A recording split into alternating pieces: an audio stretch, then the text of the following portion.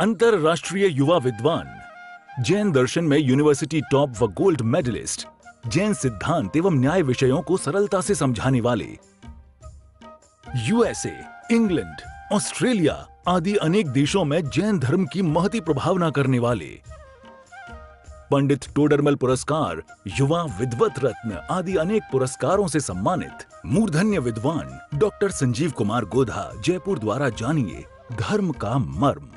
Doctor Sanjeev Kumar ji Godha के प्रवचन प्रसारण का लाभ प्राप्त कर ज्ञानदान में सहभागी बने। एक दिन की 9,000 अथवा 3,000 के 3 प्रायोजक मिलकर भी ज्ञानदान स्वरूप प्रदान करने पर लाखों लोगों द्वारा प्रवचन सुना जाता है। अर्थात 1 रुपए की अल्प राशि में 10 भाई बहन प्रवचन का लाभ लेते हैं और प्रायोजक परिवार का उस दिन प्रवचन के आरंभ व अंत में रंगीन चित्र व सभी के नाम का उल्लेख किया जाता है। इस कार्यक्रम के प्रायोजक हैं श्राविका रत्न समाज सेवी, दानवीर, परम मुनि भक्त, दृढ़ संस्कारवान स्वर्गीय श्रीमती कंचन देवी दीवान छाबड़ा, धर्मपत्नी स्वर्गीय श्रीमान धर्मचंद जी दीवान छाबड़ा, पुत्र पुत्रवधू विद्या प्रकाश सुनीता देवी, संजय कुमार रेखा देवी, अजय कुमार, पौत्र पौत्रवधू विजय कुमार चांदनी, अरिहंत पूजा, तीर्थेश प्रियंका, पौत्र मोक्षा, पड़पौत्री पौत्र वेरोनिका रेयांश सीकर निवासी सूरत गुजरात। समस्तेरनंत पर्यायै दर्पण तलैव सकला प्रतिफलति पदार्थ मालिका यत्र परमागमस्य बीजं निषेध जात्यन्त सिंदुर्विधानं सकल नय विलसितानां विरोध मथनं नमाम्यनेकान्तं विरोध मथनं नमाम्यनेकान्तं। पुरुषार्थ सिद्धि उपाय नामक ये ग्रंथ है। अमृतचंद्राचार्य की सुंदर रचना। मुनि बनने की प्रेरणा दे रहे थे, श्रावकों को उपदेश दे रहे थे कि हे भव्य जीवों, यदि तुम सुख प्राप्त करना चाहते हो, यदि तुम मुक्ति प्राप्त करना चाहते हो तो एक काम अवश्य करना चाहिए और वो काम है मुनिव्रत अंगीकार करो। और साथ साथ में यह भी कह दिया, अपनी शक्ति विचार करके मुनिव्रत अंगीकार करना। यथा संभव यथा शक्ति, जैसी आपकी सामर्थ्य हो, अपनी सामर्थ्य का विचार करके, क्योंकि शक्ति का विचार किए बिना जो कार्य किया जाता है वो निश्चित ही कष्ट प्रदान करने वाला होता है। शक्ति के बिना जो काम किया जाता है वो काम निश्चित ही अत्यंत पीड़ा उत्पन्न करने वाला होता है। बहुत बातें यहाँ कही, क्या क्या सावधानियाँ होनी चाहिए, किन किन बातों के बारे में विचार करना चाहिए। तो कहा पहले मुनिचर्या को समझ लो, एक बार मुनिराजों के जीवन को देख लो। मुनिराजों के जीवन को देखने से मुनि बनने की प्रेरणा भी मिलती है। मुनिराजों के जीवन को देखने से भावनाएं भी बनती है और डेवलप होती है वे भावनाएं, दृढ़ता भी आती है, हिम्मत भी आती है। करना क्या है हमें ये तो पता लगे, बाहर में क्या करना है वो भी पता लगे। देखिए आप यहाँ पेज नंबर है 227, गुजराती में पेज नंबर है 162, गुजराती पुस्तकों में 201 नंबर का श्लोक है। यहाँ से बात को हम बढ़ाएंगे। श्लोक नंबर 201 प्रथम ही 6 आवश्यकों का वर्णन करते हैं। 6 आवश्यक कौन कौन से हैं? इसका मतलब मुनि बनने के बाद दुनिया भर के क्या क्या काम होंगे वो तो हम क्या कहें, पहले आप ये समझ लो, ये 6 काम ऐसे हैं जो जरूरी है, कंपलसरी है। आवश्यक कंपलसरी है ये। और ये जितने भी कार्य यहाँ कहे हैं, समता, वंदना, स्तुति, प्रतिक्रमण, व्युत्सर्ग, ध्यान, ये जो 6 आवश्यक मुनिराजों के जीवन में कहे गए हैं, प्रत्याख्यान, व्युत्सर्ग, ये सब के सब ऐसे हैं जिनमें किसी की पराधीनता की जरूरत नहीं होती। अब मुझे समता में रहना है, सामायिक करना है, बोलो, वंदना करना है, स्तवन करना है, प्रतिक्रमण करना है, किसी भी पर की जरूरत नहीं है, रंच मात्र भी पराधीनता नहीं है। ये वो गजब की जगह है। माने ये 6 आवश्यक वे आवश्यक हैं जिन आवश्यकों में अत्यंत स्वाधीनता है। देखिए, मुनि जीवन में परतंत्रता का काम नहीं होता। अभी करेंगे अपन यहाँ चर्चा। आप देखिए अपनी अपनी पुस्तकों में, पुरानी पुस्तकों में 171 नंबर पेज बतलाया अभी, वो देखिए। श्लोक पढ़ता हूँ पहले, फिर कुछ चर्चाएं करूँगा। आचार्य कुंद कुंद स्वामी क्या कहते हैं, इनके जो गुरु हैं, अमृत चंद्राचार्य के गुरु, गुरु इन द सेंस 1000 साल बाद में हुए हैं अमृत चंद्र स्वामी, लेकिन फिर भी कुंद कुंदाचार्य के हृदय को इन्होंने पढ़ा है। इसलिए हम तो यही कहते हैं कि अमृत चंद्राचार्य के गुरु कुंद कुंदाचार्य देव हैं। अमृत चंद्राचार्य की लेखनी में जो बल है, चिंतन में जो गहराई है, वो कुंद कुंदाचार्य के हृदय में बैठ करके ही तो है। इसलिए हम ये कह सकते हैं, दावे के साथ ये कह सकते हैं कि यह कुंद कुंदाचार्य के शिष्य हैं। हम भी तो कहते हैं ना अपने आप को टोडरमल जी का शिष्य। तो टोडरमल जी तो 350 साल पहले हुए, तुम अपने आप को टोडरमल जी का शिष्य कैसे कहते हो? कह रहे क्या हो गया भैया, हम उनको अपना गुरु मानते हैं, बोल देते। गुरुदेव का शिष्य नहीं बोलते हैं अपने आप को, तो कैसे कहते हैं? जन्म तो हो गया था लेकिन जीवन में कभी देखा नहीं, फिर कैसे गुरु हो सकता? मैं आपसे पूछता हूं, एकलव्य द्रोणाचार्य का शिष्य था या नहीं था? ये तो इतिहास की घटना है ना नरेश जी भाई साहब, बोलो। इतिहास यह बात बतलाता है ना हमारे को कि कौरवों पांडवों के समय में, महाभारत के समय में द्रोणाचार्य गुरु हुआ करते थे, और एकलव्य उसको गुरु ने पढ़ने के लिए मना कर दिया था। तो उसने क्या किया, द्रोणाचार्य की प्रतिमा विराजमान करके धनुर्विद्या सीखी। बाद में फिर वो सब महाभारत में देखा, सब वो उनका अंगूठा मांग लिया उससे गुरु दक्षिणा में, और जो भी घटनाएं घटी हो सबकी सुनी पढ़ी तो है ही ये घटनाएं। एक बात तो निश्चित है कि कोई भी गुरु होने के लिए सामने होना जरूरी नहीं है। एक बात तो यहाँ नक्की हो गई, कोई व्यक्ति यदि सामने नहीं है तो भी उनके निर्देशन में काम किया जा सकता है। किसी व्यक्ति से यदि हम मिले नहीं हैं, उन्हें भी गुरु बनाया जा सकता है, वे भी गुरु हो सकते हैं। द्रोणाचार्य के इस प्रसंग से ये बात स्पष्ट हो गई। तो हमारे भी गुरु हैं इस तरह के, वे गुरु हैं जिनकी लेखनी से हम सीख रहे हैं, वे गुरु हैं जिनके द्वारा लिखे गए साहित्य से हमें दिशा निर्देश मिल रहा है, वे हमारे गुरु हैं। तो देखिए, अमृत चंद्राचार्य जो कह रहे हैं, इनके गुरु के पास भी हम चलेंगे और उनसे भी हम देखेंगे कि वे क्या कहते हैं इन आवश्यकों के संदर्भ में। देखिए, इदमावश्यक षटकम समतास्तव वंदना प्रतिक्रमणम प्रत्याख्यानम वपुषो व्युत्सर्गश्चेति कर्तव्यम। क्या कह रहे हैं? अन्वयार्थ, समता स्तव वंदना प्रतिक्रमणम, समता स्तवन वंदना प्रतिक्रमण प्रत्याख्यानम, प्रत्याख्यान च, और वपुषो व्युत्सर्ग है कायोत्सर्ग, इति इस प्रकार, इदम आवश्यकम कर्तव्यम, यह 6 आवश्यक करना चाहिए। ये 6 आवश्यक करना चाहिए। ये 6 काम ऐसे हैं जो मुनि भूमिका में अवश्य ही करने चाहिए। देखिए, प्रेरणा दे रहे थे त्याग की, प्रेरणा दे रहे थे संयम की, प्रेरणा मिल रही थी वैराग्य की। ये कह रहे हैं यहाँ पर त्याग, संयम और वैराग्य की भावना के पहले ये मुनि भूमिका क्या होती है उसे समझ लीजिए आप। और इसके समझने के लिए क्या महत्वपूर्ण बात है कि जीवन में दिन भर वे मुनिराज करते क्या हैं? बोले कुछ जरूरी काम है। आवश्यक माने, आप कहते हैं ना बहुत आवश्यक काम है यार, आवश्यक है, थोड़ा आवश्यक है। आवश्यक मतलब आवश्यक अवकाश, आवश्यक कार्य, आवश्यक कार्य से जाना पड़ रहा है। क्या आवश्यक है ये कैसे आवश्यक है? क्या होता है इन आवश्यकों में? बोलो, इन आवश्यकों में क्या होता है? बोले इनके बिना तो भाई साहब दिन पूरा नहीं होता। तो मुनिराज के लिए क्या क्या आवश्यक होंगे? बहुत काम होंगे, कैसी व्यवस्था बैठती होगी उनकी, वो सारे आवश्यक काम कैसे निपटते होंगे?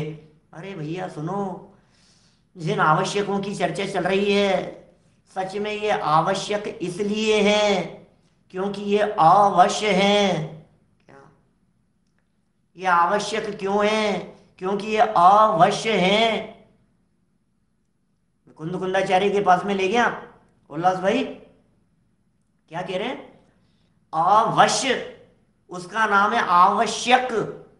अवश्य करने लायक ये तो कथन है ही, सारे सब जानते ही हैं, लेकिन जिसमें परतंत्रता नहीं होवे, जो पर के अधीन नहीं होवे, जो स्वाधीन क्रिया होवे, उसका नाम अवश्य है।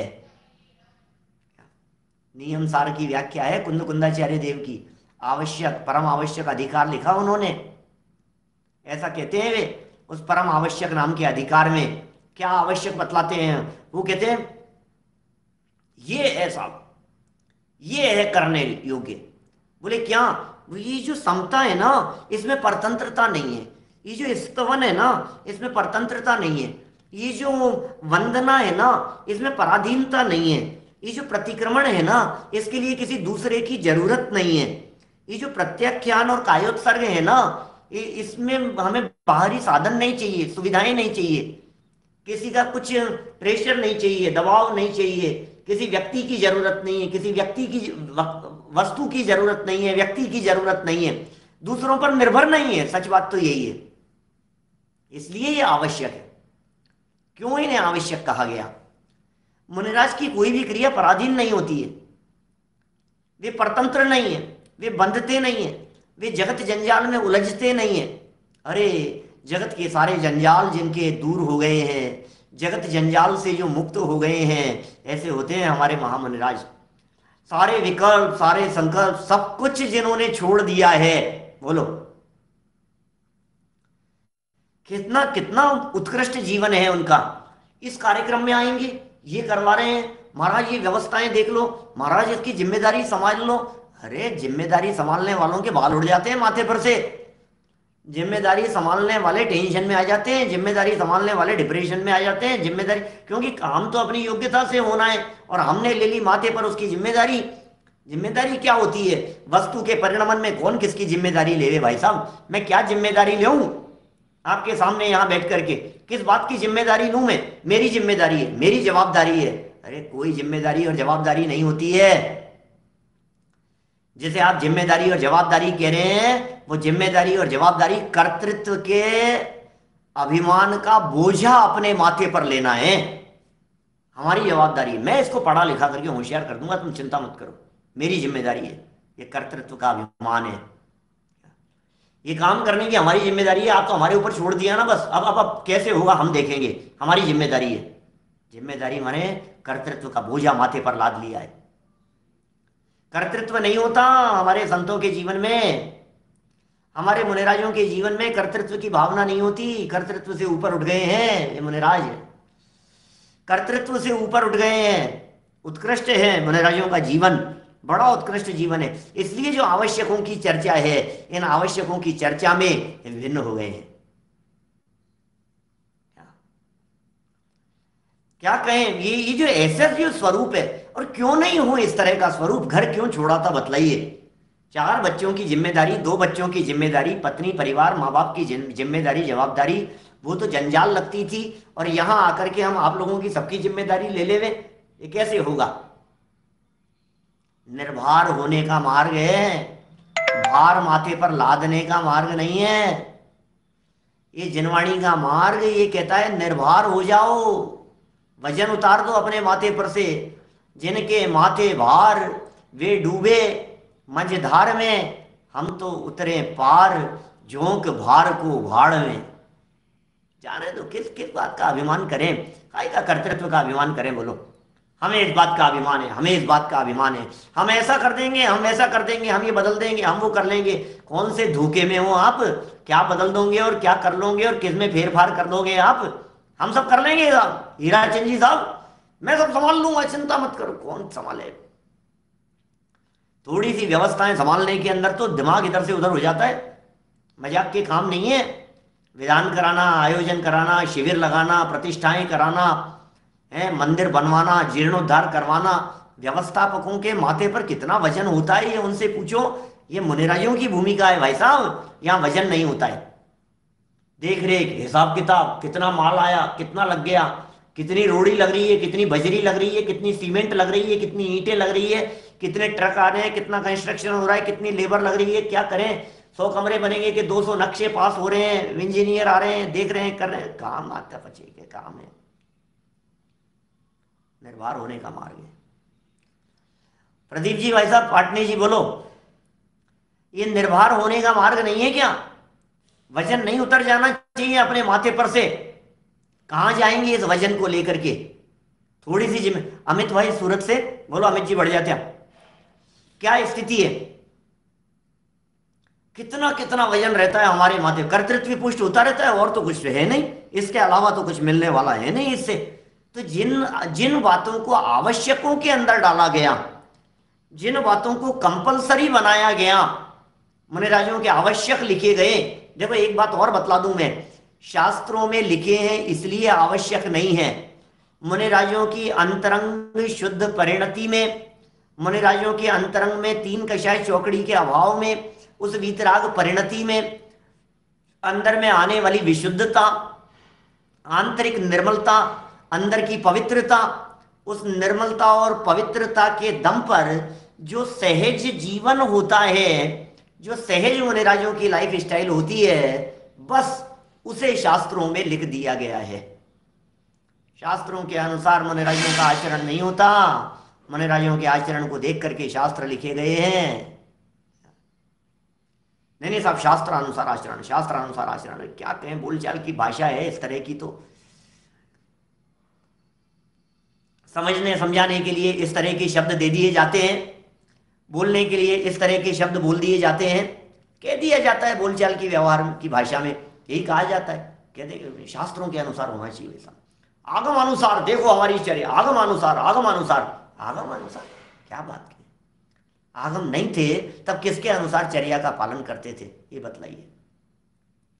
कुंदकुंदाचार्य देव ने कौन से आगम को देख करके, कुंदकुंदाचार्य देव ने कौन से आगम को देख करके अपनी चर्या का पालन किया होगा? श्रमिक कैसे कहें वे तो सिर के ताज, ये दादा की पंक्तियां हैं, छोटे दादा की, बड़ी गजब की।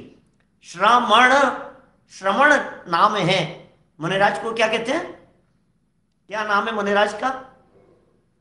श्रमण, श्रमण, श्रमण संस्कृति कहलाती है ना अपनी संस्कृति, ये श्रमण है। ये श्रमण संस्कृति क्या चीज है? श्रमण क्या है? श्रमण माने मुनिराज, श्रमण माने साधु, श्रमण माने संत। बोलो, ये लगता है ना ऐसा, ये सब श्रमण है साहब, श्रमण है, मुनिराज की बातें हैं साहब, श्रमणों की बातें हैं, बिल्कुल साहब। लेकिन श्रमण का अर्थ क्या है?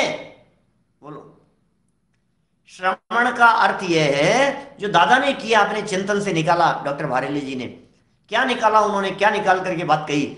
उन्होंने कहा श्रमण, क्या श्रमण?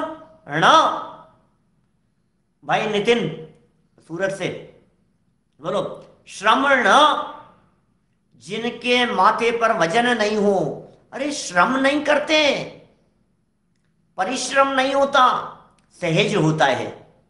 मुनिराजों का जीवन सहज होता है, उनके जीवन में समता सहज होती है, वंदना प्रतिक्रमण आदि उनके जीवन में सहज होता है। श्रम न, श्रम न माने नहीं, नहीं के अर्थ में ना लगाया है, तो श्रम जिनके जीवन में नहीं होता, जितना चले, नहीं नहीं नहीं इतना तो चलना ही पड़ेगा, इतना तो चलना ही पड़ेगा, लाइफ को खींचते नहीं है क्या?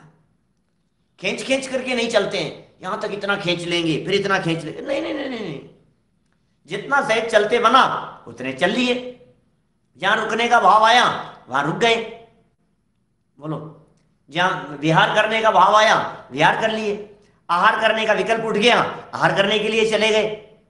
इतनी सहजता होती है जीवन में। माने शौच के लिए चले गए, आहार के लिए चले गए, उपवास के लिए बैठ गए, विहार कर गए, स्थिर हो गए, 2 दिन रुक गए, 2 दिन और आगे बढ़ गए, कुछ नहीं, इतना सहज जीवन होता है, ये मुनिराजों का जीवन है।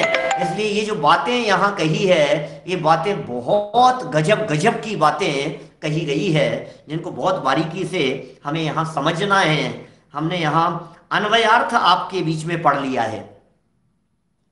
एक बार सरल पंक्तियां पढ़ लेते हैं।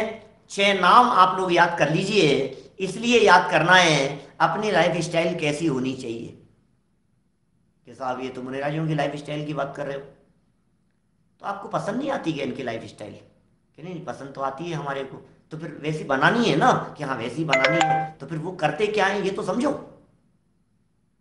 तो एक एक बात को समझो। मुनिराजों के 6 आवश्यक कौन कौन से होते हैं? नंबर 1 समता, नंबर 2 स्तवन, समता, स्तवन, वंदना।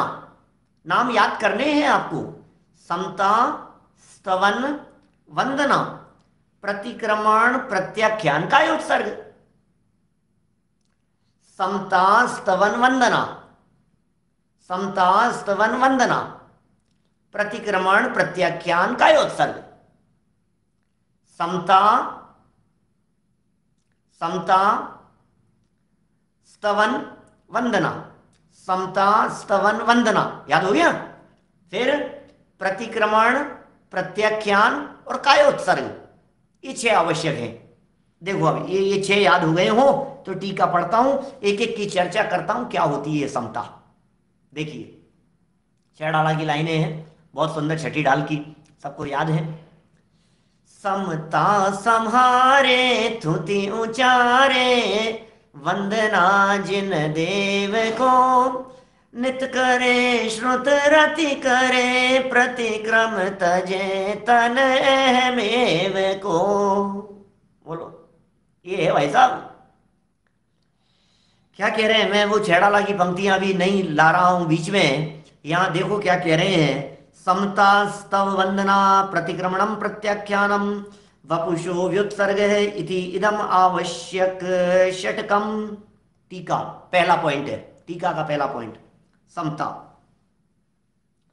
टीका का पहला पॉइंट है समता। राग द्वेष रहित साम्य भाव रखना,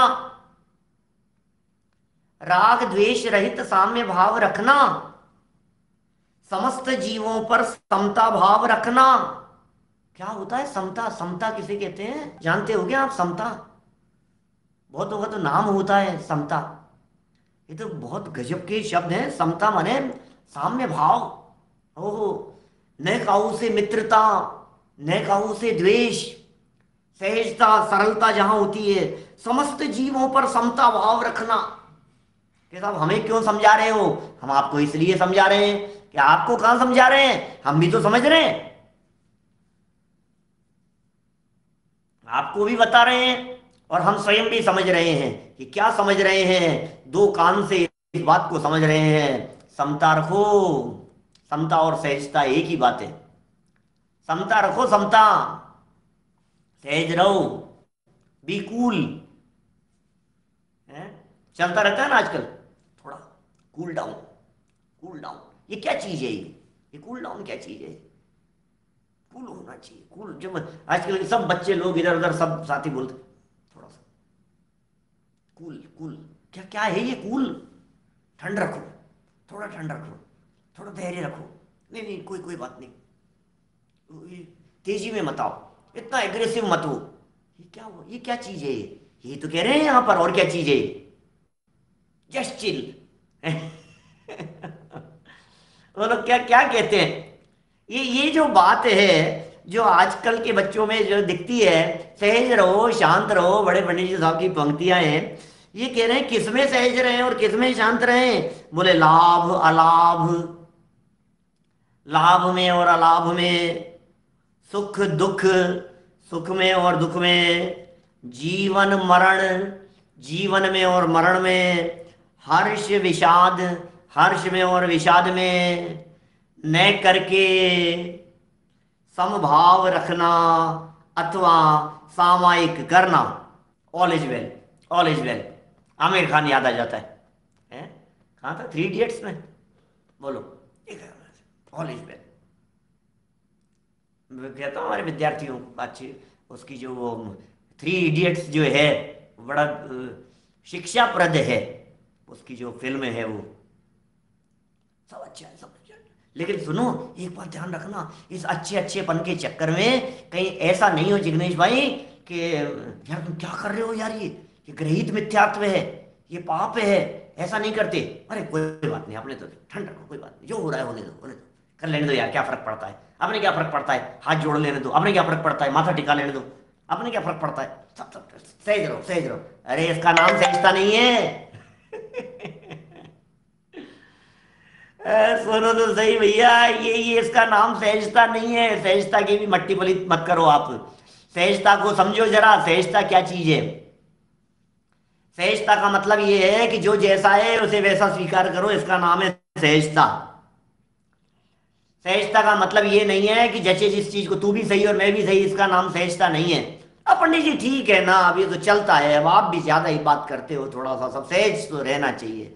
आप ही तो सहज नहीं रहते हो, बातें तो सहजता की करते हो। अरे भैया इसी का नाम सहजता है। दृढ़ श्रद्धान को भी सहजता कहते हैं। क्या? विचलित नहीं होंगे चाहे कितनी परिस्थितियां प्रतिकूल क्यों नहीं आ जाए, इसका नाम भी सहजता है। अंदर की दृढ़ता का नाम भी सहजता है। अंदर की पावर और बल है ना अंदर का, उसका नाम भी सहजता है। ये बातें कैसी कैसी सहजता की बातें हैं।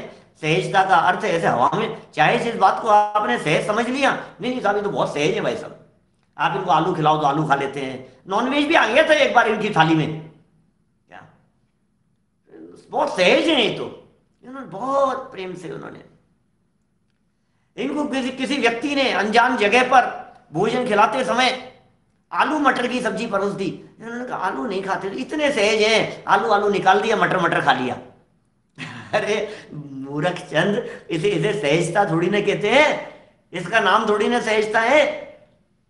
जैसे जिस चीज के अंदर सहज रहने का अर्थ परिणामों को संभालना है, सहज रहने का अर्थ परिस्थितियों में गलत चीज का संबोधन नहीं है, गलत चीज का समर्थन नहीं है, मिथ्यात्व का पोषण नहीं है, ग्रहित मिथ्यात्व का पोषण नहीं है, अनीति अन्याय आदि कुचेष्टाओं के अंदर प्रवर्तन नहीं है। अंदर में इतनी दृढ़ता रख करके जब वस्तु स्वरूप के विचार पूर्वक चिंतन मनन चलता है और परिणामों में वस्तु स्वरूप के अवलंबन पूर्वक जब शांति होती है, तब कहते हैं ये समता भाव है, तब कहते हैं ये सामायिक है, ये सच्ची सामायिक है, ये ऐसे होती है। आज तो सामायिक के नाम पर भी जाने क्या क्या चल रहा है, समता भाव के नाम पर भी जाने क्या क्या चल रहा है। हर चीज में भाई अर्थ तो समझना पड़ेगा, बात तो समझनी पड़ेगी ना आखिर हमारे को। तो सब आप समझा दो, कि समझा तो दी, हम क्या समझाएंगे। पंडित दीपचंद जी साहब समझा रहे हैं, यहां पर दौलत राम जी समझा रहे हैं। दौलत राम जी कासलीवाल साहब हमारे को यहाँ कितना स्पष्ट शब्दों में ये बात समझा रहे हैं। क्या समझा रहे हैं कि सुनो भैया, लाभ अलाभ में समता रखो, ये है समता की जगह है। धूल मिट्टी को इकट्ठा करके ज्यादा शेर होने की जरूरत नहीं है, ज्यादा गर्व घमंड करने की जरूरत नहीं है। क्या दम है इस मिट्टी में, क्या मिट्टी इकट्ठी कर करके हम प्रसन्न हो रहे हैं।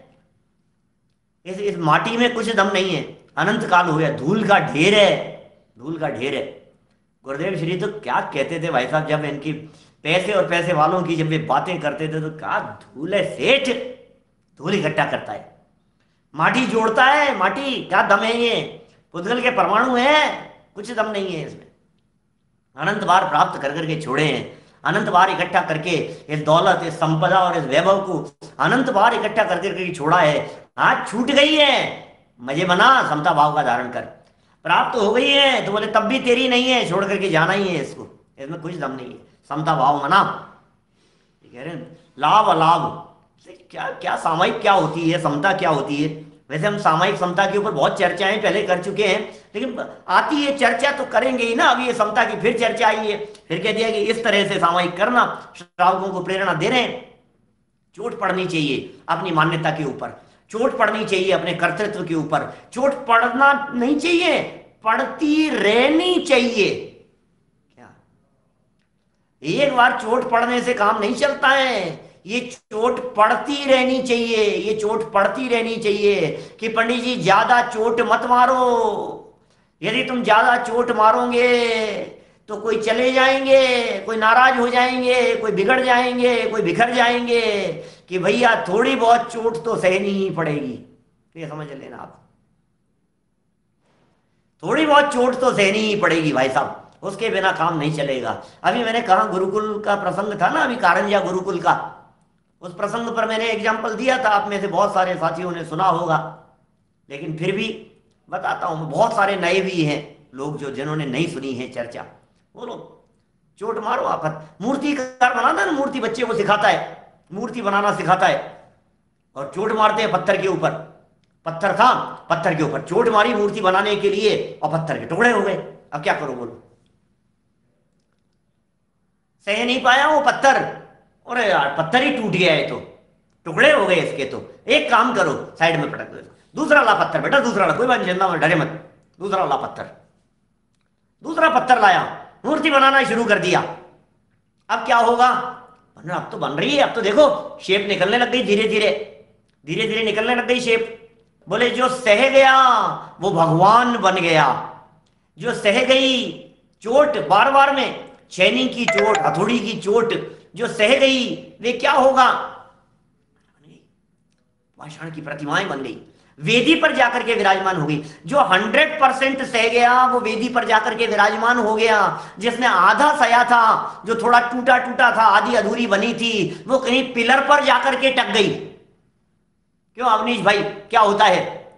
जिसने 100% सह लिया था उसका क्या हुआ, वेदी पर जाकर के विराजमान हो गई, सैकड़ों वर्षों तक पूजने लग गई, पूजा होने लग गई उसकी। और जो कम सही थी, क्या उसका क्या हुआ कि उसे ले जाकर के पिलर पर बांध, जो टूटी हुई मूर्ति का क्या करेंगे, खंडित टूटी फूटी ऐसे लगा देते हैं, सेट कर देते हैं उनको डिजाइनों में, इधर उधर लगा दिया। और जो बिल्कुल टूट गया था उसका क्या हुआ, जो बिल्कुल भी नहीं सह पाया, बोले उसे सीढ़ियों में लगा दो, जूते खाता रहेगा जिंदगी भर, हर आने जाने वाला उसके ऊपर माथे पर पैर रख करके ऊपर चलेगा। जो बिल्कुल नहीं सह पाया, सहना तो पड़ेगा, थोड़ा सा चोट पड़ती है ना माथे पर, अपनी मान्यता के ऊपर, अपने कर्तृत्व के ऊपर, अपने अभिमान के ऊपर, अपनी मिथ्या कल्पना के ऊपर, जड़ पदार्थों में सुख मानने की जो खोटी वृत्ति अनादिकाल से बैठी है दिलो दिमाग में, रोजाना ऐसे प्रहार पड़ने चाहिए, ऐसे हथौड़ी की चोट की तरह रोज पड़ने चाहिए, बार बार में, बार बार में पड़ने चाहिए चोट। रस्सी आवत जात थे सिल पर पड़े निशान,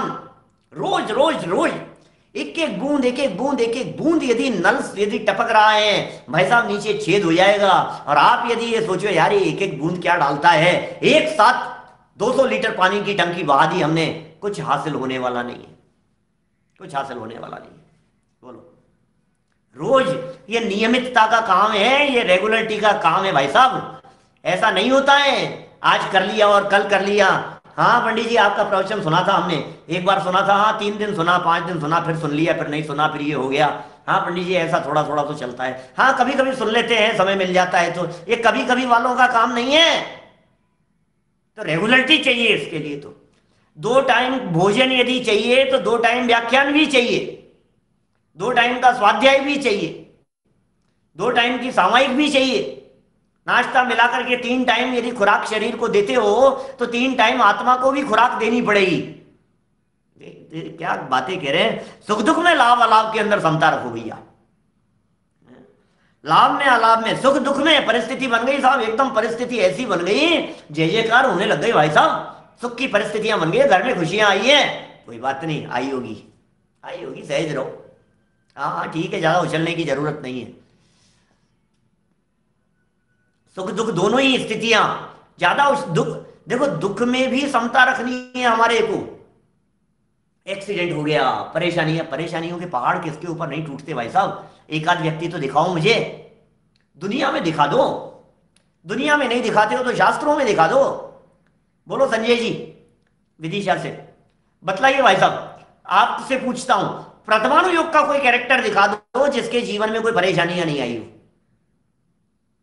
प्रथमानु योग भरा पड़ा है, आस पड़ोस वाले सारे दुनिया भर में, अपने परिवार परिचित सब, अपनी खुद की लाइफ देख लो ना, जन्म से लेकर के आज तक कितने उतार चढ़ाव नहीं आते हैं, कभी किसी ने कह दिया, कभी किसी ने गालियां दे दी, कभी किसी ने बुरा भला कह दिया, डिप्रेशन में आ गया, टेंशन में आ गया, यार मैंने तो सही किया था यार, ये जबरदस्ती मेरे ऊपर झूठा इल्जाम लगा दिया, कहीं किसी ने कुछ कह दिया, कहीं कुछ, दुनिया चलती रहती है, ऐसे ही है ये सब बातें।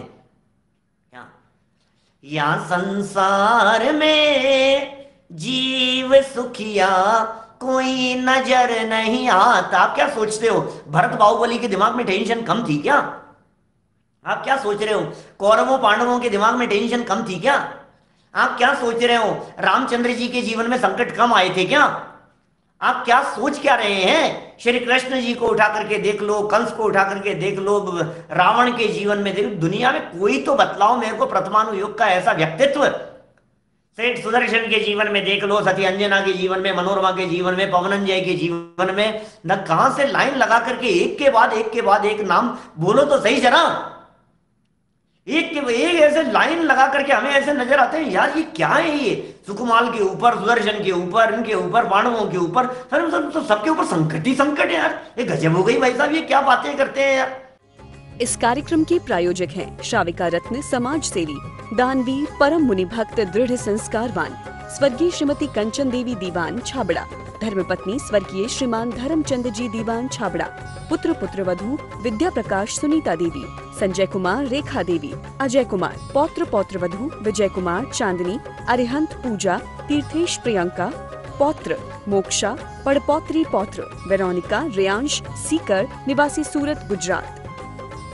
डॉक्टर संजीव कुमार जी गोधा के प्रवचन प्रसारण का लाभ प्राप्त कर ज्ञानदान में सहभागी बने। एक दिन की 9,000 अथवा 3,000 के 3 प्रायोजक मिलकर भी ज्ञानदान स्वरूप प्रदान करने पर लाखों लोगों द्वारा प्रवचन सुना जाता है। अर्थात 1 रुपए की अल्प राशि में 10 भाई बहन प्रवचन का लाभ लेते हैं और प्रायोजक परिवार का उस दिन प्रवचन के आरंभ व अंत में रंगीन चित्र व सभी के नाम का उल्लेख किया जाता है।